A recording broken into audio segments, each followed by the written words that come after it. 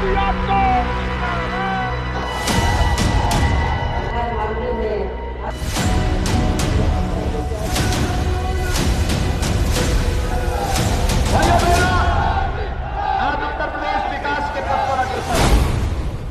तीसरे दौर की लड़ाई बीजेपी के लिए जीत की गारंटी होगी तो समाजवादी पार्टी के लिए साख का सवाल होगा।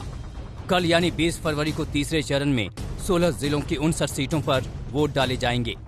कल उन इलाकों में वोटिंग होगी जो समाजवादी पार्टी के गढ़ रहे हैं, लेकिन जहां सत्ता में रहने के बावजूद समाजवादी पार्टी 2017 में औंधे मुंह गिर गई थी।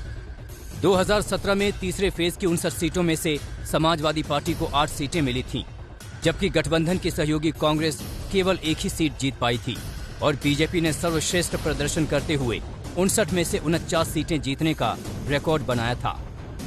जबकि 2017 में पहले 3 चरणों की 172 सीटों में से 140 सीटें बीजेपी ने अपने नाम की थीं। 2017 के पहले क्या होता था? बुंदेलखंड में माफिया हावी थे, खनन माफिया, भू माफिया, पशु माफिया, वन माफिया और तमंचावादी माफिया भी हावी थे ना। मुझे एक बात बताइए, आज राह चलते हुए किसी राहगीर पर, किसी व्यापारी पर या किसी बेटी पर कोई तमंचा तानने का दुस्साहस कर पाएगा?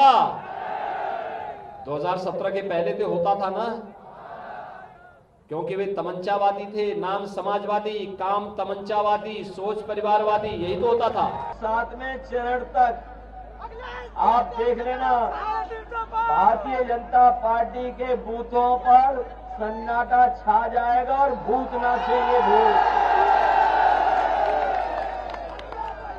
और इन्हें बूथ पर कोई दिखाई नहीं देगा, मक्खी मारने वाले भी नहीं मिलने वाले।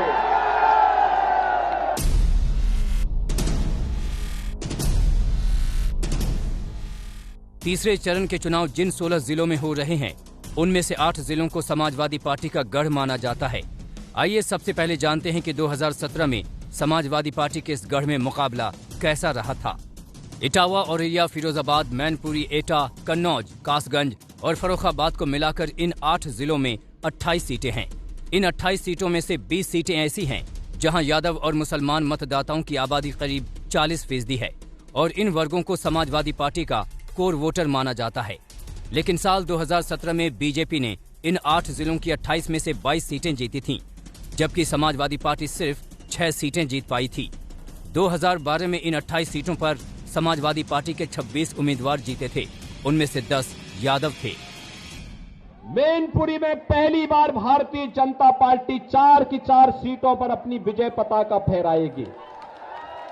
मैनपुरी है, करहल है, भोगांव है, किसनी है, चारों पर भारतीय जनता पार्टी जीतेगी। और सबका साथ और सबके विकास के लिए हम लोगों ने तय किया है, एक हाथ पर विकास की छड़ी और दूसरे हाथ पर बुलडोजर का स्टीयरिंग लेकर के पूरे प्रदेश के अंदर हम लोग घूमेंगे। लेकिन तीसरे दौर में बीजेपी ने कन्नौज में भी मुकाबला तगड़ा कर दिया है। यहां बीजेपी ने पूर्व आईपीएस असीम अरुण को अपना उम्मीदवार बनाया है। बीजेपी की पूरी कोशिश है कि समाजवादी पार्टी के गढ़ को ध्वस्त किया जाए। नतीजे बताएंगे कि बीजेपी की कोशिश कितनी कामयाब रही। आज तक ब्यूरो।